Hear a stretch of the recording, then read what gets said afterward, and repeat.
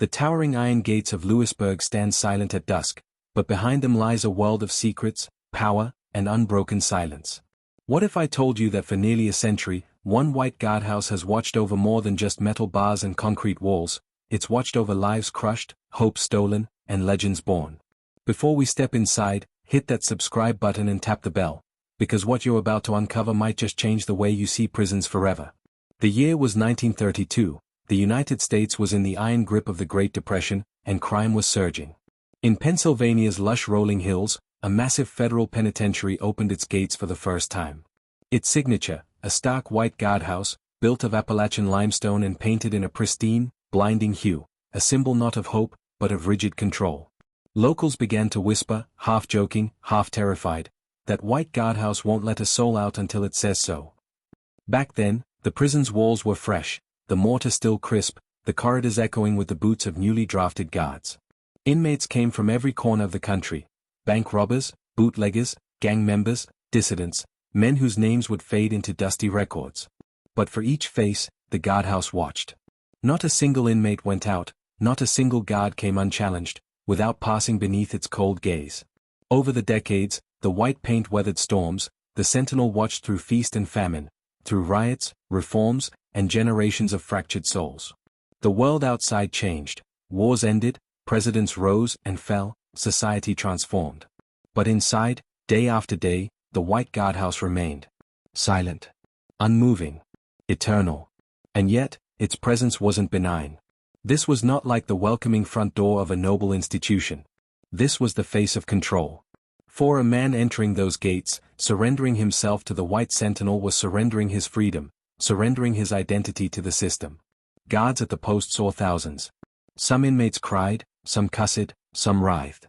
Few ever returned to the sunlight as the same man. The design was deliberate. The guardhouse stood elevated, perched slightly above road level, granting its watchers a commanding view of every approach.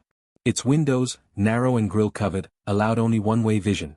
Guards could see the trailers, the staff cars, the visitors, the supply trucks. Outsiders saw only blank walls and steel.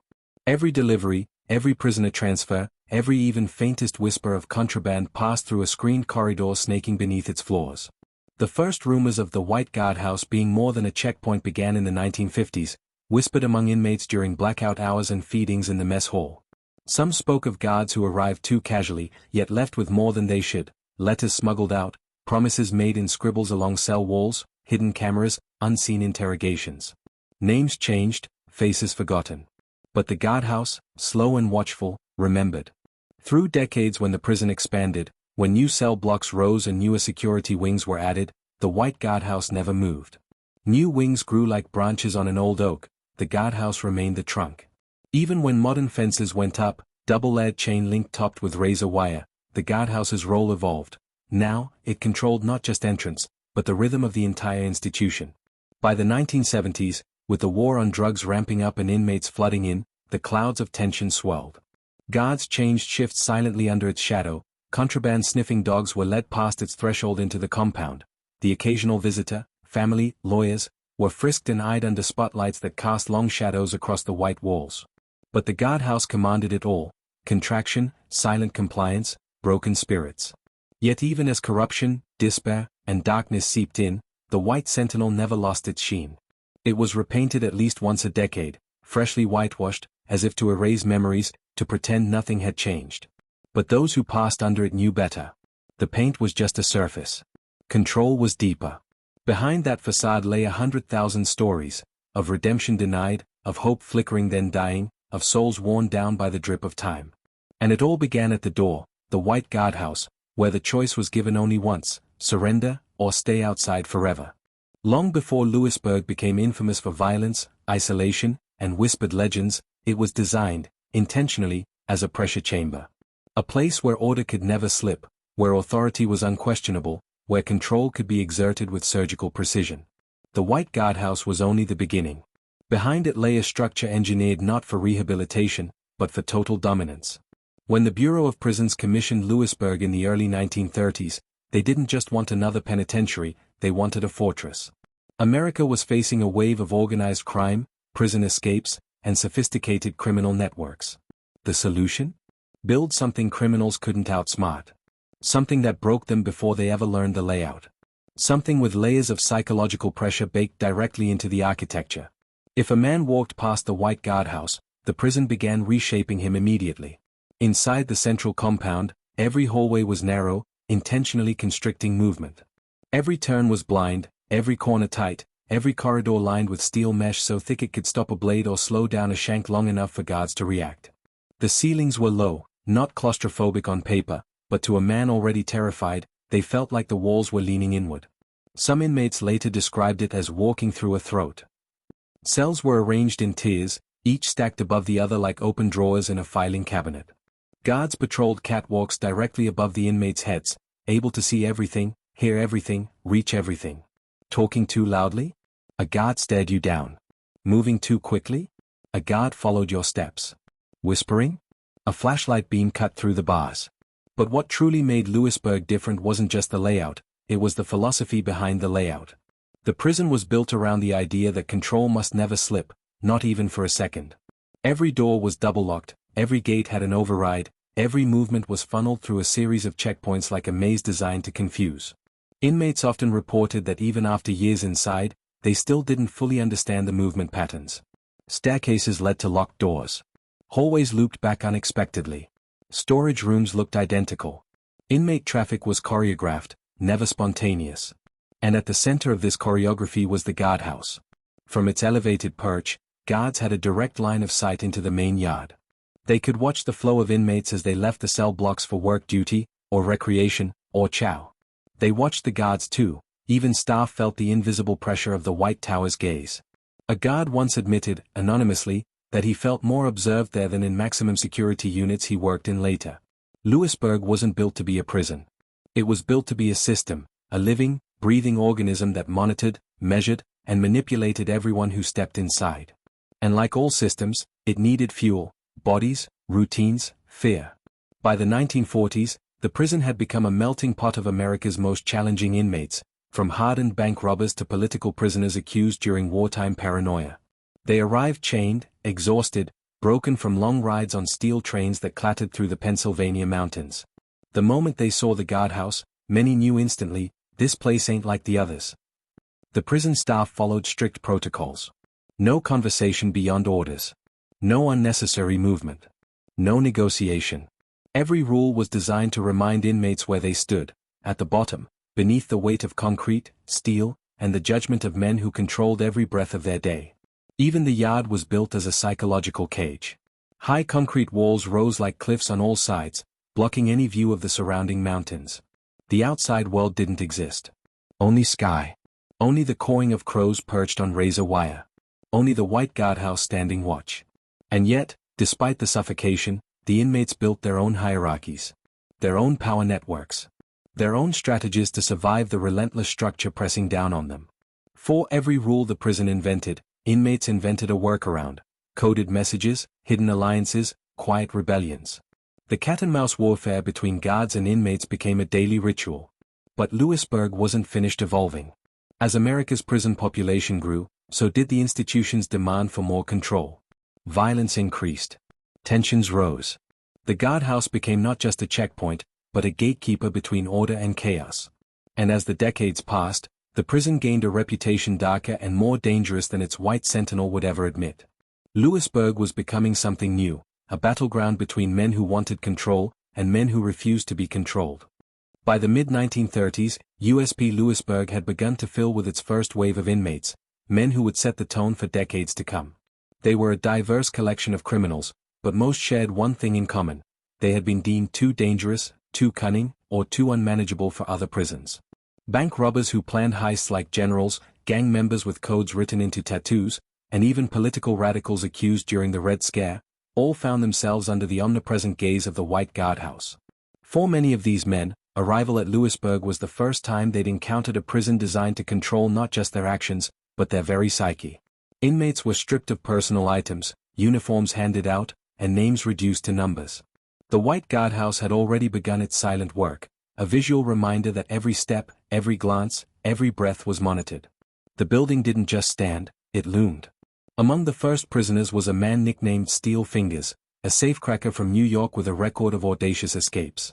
Officials were convinced he would challenge the prison's authority immediately.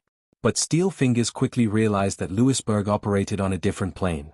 The guardhouse, with its omniscient surveillance, was not merely a checkpoint, it was a nerve center.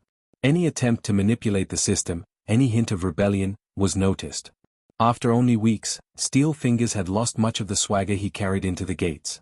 "This place," he reportedly said to fellow inmates, "makes you feel like you're inside a cage within a cage, even the air is locked." It wasn't just the architectural ingenuity that crushed spirits, it was the routines.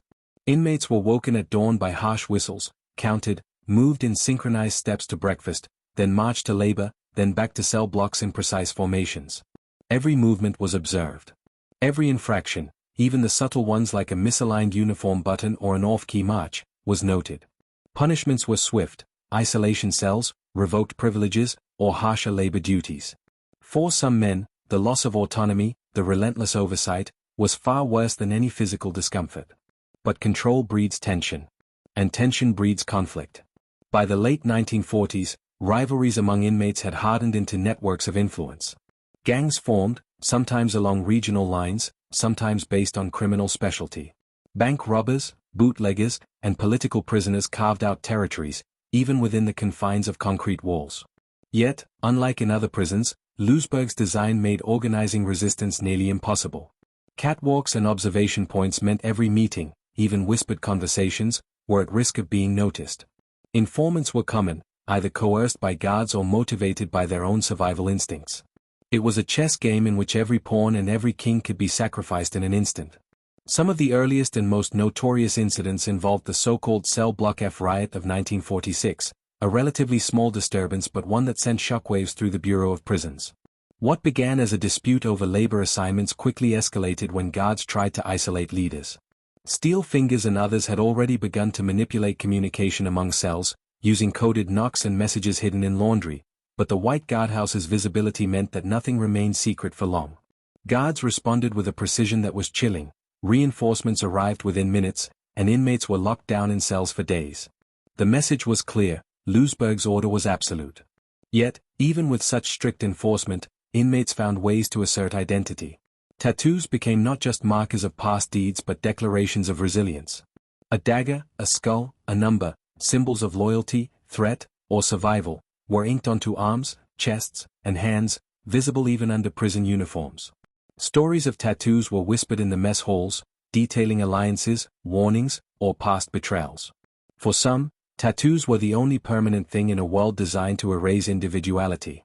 The early 1950s brought a new challenge: an influx of inmates from urban centers, particularly Chicago and Philadelphia, bringing with them rival gang ideologies, new criminal techniques, and hardened attitudes toward prison authority. Lewisburg, already a pressure cooker, now faced the real possibility of large-scale conflict. Yet the White Guardhouse remained a symbol, and a tool, of control. Guards stationed there could direct reinforcements, monitor yard movements, and communicate through a network of alarms, gates, and voice tubes. The architecture itself was a weapon. Behind closed doors, however, rumors began to circulate, that the White Guardhouse wasn't merely a building, but an observer with a memory. Inmates whispered of guards who knew too much, who could anticipate moves before they happened, who seemed to understand the intricate web of rivalries and alliances better than the prisoners themselves. It was as if the guardhouse had absorbed knowledge through decades of observation, guiding its occupants in subtle but undeniable ways. The line between human authority and architectural authority began to blur. Despite the oppression, some men adapted. They learned the rhythms, the vulnerabilities, the blind spots, however rare, and survived for decades. Others broke. And yet, the White Guardhouse never wavered, never faltered. It was the constant amid the chaos, the unblinking eye that framed every moment, every decision, every heartbeat in the penitentiary. By the end of this chapter of Lewisburg's history, the prison had established its reputation, a place where the architecture enforced obedience as much as the guards did, where early inmates laid the foundation of fear, resilience, and coded survival, and where the White Guardhouse became the silent but omnipotent symbol of dominance, a sentinel that remembered everything, forgave nothing, and shaped the lives of all who dared to enter its gaze. By the late 1950s, USP Lewisburg had settled into its notorious rhythm. The White Guardhouse, standing immovable at the front of the compound, had become more than a checkpoint. it was a symbol of omnipresent authority. Yet beneath its pristine facade, tensions inside the prison were simmering.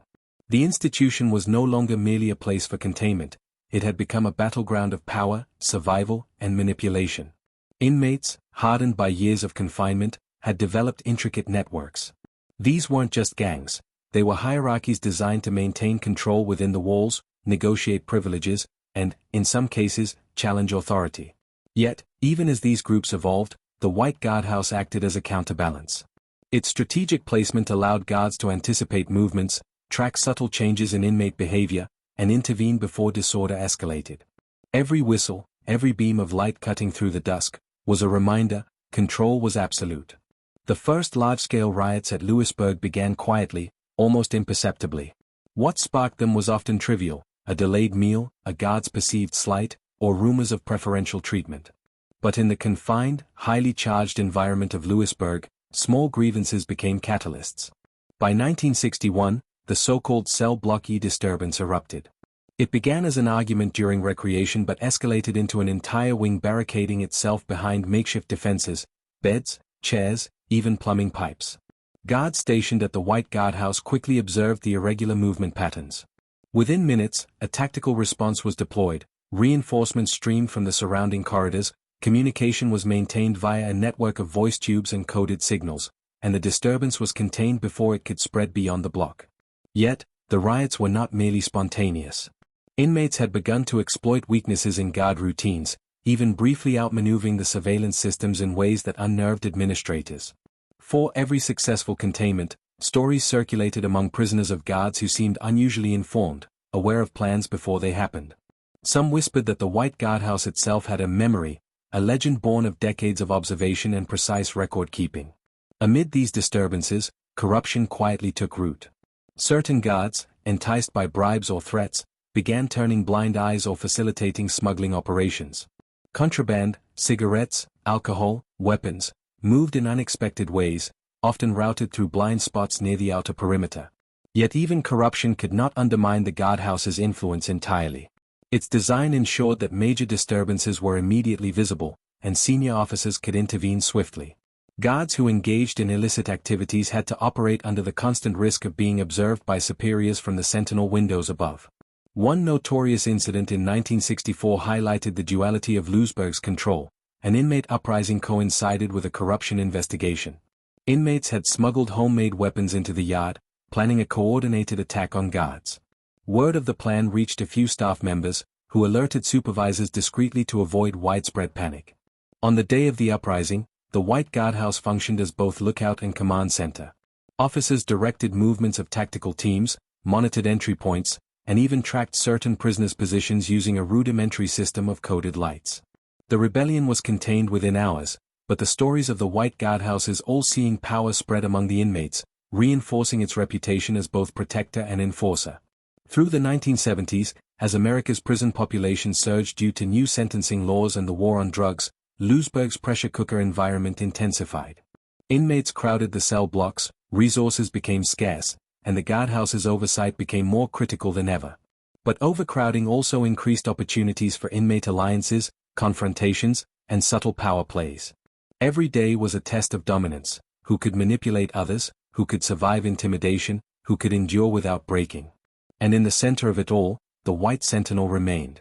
The guardhouse was also a psychological weapon. Its visibility, combined with its elevated position, ensured that inmates never felt unseen. Guards reported that simply maintaining a visible presence at the post reduced minor infractions, as the constant observation fostered a sense of inevitability. Resistance could be attempted, but consequences were unavoidable. It was controlled by presence, by architecture, and by history. Those who walked beneath the whitewashed walls understood, often instinctively, that the building itself had seen every tactic, every rebellion, every lie, and remembered them all. By the end of the 1970s, Lewisburg had solidified its dual reputation, a place of strict control and an incubator of tension. Riots became lessons in strategy for both inmates and guards, corruption remained a shadowy undercurrent, and the White Guardhouse retained its mythical status. For decades, it had been more than a building. It was an unblinking observer, a silent arbiter of order, a structure whose presence shaped every interaction within the prison walls. Yet, as the years progressed, new challenges emerged. increasingly violent inmates, shifting federal policies, and media scrutiny. The guardhouse, though unchanged, faced a new generation of threats and opportunities. Its role would expand, not only as a sentinel of immediate control but as a symbol in stories, rumors, and legends whispered long after the day's events ended. Lewisburg had evolved into a machine, finely tuned and harshly efficient. And at its heart, the White Guardhouse remained, the unmovable, unyielding eye that had watched, judged, and guided the lives of every man who dared to enter. By the 1980s, USP Lewisburg had firmly cemented its reputation as one of the most controlled, yet intensely dangerous, federal penitentiaries in the United States. Beyond its architectural dominance and the silent oversight of the White Guardhouse, it had become infamous for the caliber of inmates it housed, men whose notoriety stretched across the nation. Each arrival brought not just a criminal record, but a storm of influence, ambition, and hidden networks, all of which threatened to disrupt the fragile balance within the prison walls. The early years of Lewisburg's high-profile inmate population set the stage for decades of internal power struggles. Some were bank robbers whose careful planning of heists and escapes had become legendary. Others were hardened gang leaders who commanded loyalty and fear even behind bars. Many were seasoned criminals who had survived other prisons and believed they could bend Lewisburg to their will. Almost all discovered quickly that the White Guardhouse had its own unspoken authority. It watched patterns, read behaviors, and directed guards to act with surgical precision. Those who underestimated it often found themselves isolated, punished, or broken psychologically. One infamous inmate from this era, known only in prison whispers as the Architect, had been a mastermind behind a string of high-stakes bank heists in the Midwest. Upon arrival, he attempted to assert dominance over his assigned cell block by forming alliances with local gang leaders and asserting control over daily routines. Within weeks, he had mapped the guards' rotation patterns, identified blind spots in surveillance, and coordinated small-scale manipulations of work assignments. Yet, despite his calculated efforts, every movement was observed. Guards stationed at the White Guardhouse anticipated his strategies, intercepting messages, redirecting reinforcements, and ensuring no single inmate could establish unilateral control. Violence, however, was inevitable. Rivalries erupted frequently as inmates sought to assert dominance. Fights in cell blocks, yard skirmishes, and targeted intimidation became daily hazards. The guardhouse played a critical role in controlling these confrontations. Its elevated vantage point allowed officers to monitor group formations in the yard, signal backup, and intervene before disputes escalated into full-blown riots. For inmates, this constant observation was both a threat and a challenge. It forced them to operate with subtlety, patience, and cunning, sharpening their survival skills. By the late 1980s, the inmate population had grown increasingly diverse, bringing with it national gangs such as the Aryan Brotherhood and Black Guerrilla Family. The White Guardhouse became more than a structural checkpoint. It functioned as a command center in the complex interplay of power, fear, and survival. Guards used it to monitor potential alliances forming between rival gangs, coordinate lockdowns, and track the movement of influential inmates. It was an unseen arbiter, ensuring that while the inmates battled for dominance, no single group could seize full control. The psychological impact of these dynamics was profound. Inmates described Lewisburg as a place where every conversation, gesture, or glance could carry consequences. Trust was rare, alliances were temporary, betrayal was expected. Even minor infractions, speaking out of turn, making an unauthorized gesture, or failing to comply with a routine, could trigger punitive measures orchestrated under the vigilant oversight of the White Guardhouse. The building itself became a symbol of omnipresent judgment, reinforcing the message that in Lewisburg, power was fleeting, and control belonged to those who observed best. Perhaps the most chilling aspect of Lewisburg's inmate culture was the emergence of internal hierarchies built on intimidation, loyalty, and reputation. Some inmates wielded power through physical dominance, others relied on influence over resources like commissary items or contraband. Yet, every hierarchy, no matter how carefully constructed, had to operate within the confines of the prison's surveillance system. The White Guardhouse ensured that no single inmate could completely control others without risking detection. Stories of leaders being stripped of influence overnight were common, often attributed to the subtle yet precise orchestration from the guardhouse and its staff. Despite the oppressive environment, some inmates adapted in remarkable ways. They learned to read guards' behaviors, anticipate interventions, and exploit brief windows of opportunity. These men became legends within Lewisburg, not for breaking the system, but for surviving it. Tattoos, whispered codes, and discreet signals became their language, a way to communicate allegiance, issue warnings, or negotiate power without attracting attention. Yet even their strategies were shadowed by the White Guardhouse, whose presence was constant, its authority unyielding. By the 1990s, USP Lewisburg had achieved a balance. Inmates continued to vie for dominance, rivalries erupted, alliances shifted, and the daily tension was palpable. Yet the White Guardhouse, unchanged in appearance, maintained its silent command. It had become more than a building. It was a legend, a psychological tool, and a central figure in the ongoing narrative of control, survival, and rebellion within Lewisburg. Every notorious inmate, every power struggle, every whispered conspiracy had been framed against its presence. And as new generations of prisoners arrived, the lessons of the past were clear: respect the system, understand its rhythms, or face consequences, always observed, always remembered, always controlled by the Sentinel White Guardhouse. The gates of USP Lewisburg have closed on generations of men, some infamous, some forgotten, and through it all, the White Guardhouse has stood, unwavering. It has seen the rise of power and the fall of ambition, the quiet resilience of some inmates and the destructive fury of others. Every footstep, every whispered plan, every act of defiance has passed under its watchful windows, absorbed into the architecture itself. It is more than stone and paint, it is a living testament to control, observation, and the subtle, invisible power that shapes life behind bars. Lewisburg is a prison, yes. But it is also a stage, a chessboard, a place where every move is calculated, every gaze measured. The White Guardhouse has not merely observed, it has dictated the rhythm of daily life, the rise and fall of inmate hierarchies, and the balance between chaos and order. In a world designed to strip identity, it has preserved a silent authority that cannot be challenged, only endured. As the sun sets over the Pennsylvania hills and the iron gates close once more, the legend of the White Guardhouse remains. It is a symbol of absolute control, a reminder of how architecture, human psychology, and relentless oversight can intertwine to create a system that governs more than bodies, it governs the very will of those inside. For every man who has walked beneath its shadow, and for every story whispered in its corridors, the guardhouse endures, a silent, unblinking sentinel, witnessing history, and shaping it in ways few outside its walls can ever understand. If you follow this journey into Lewisburg's depths, you've seen a prison unlike any other. A place where stone and vigilance merge, where history and legend collide, and where one White Guardhouse has quietly controlled a world of secrets for nearly a century. Before you leave, make sure to subscribe and hit the bell, because behind every prison wall, there's always another story waiting to be uncovered. And in places like Lewisburg, the truth is often darker, stranger, and more fascinating than fiction.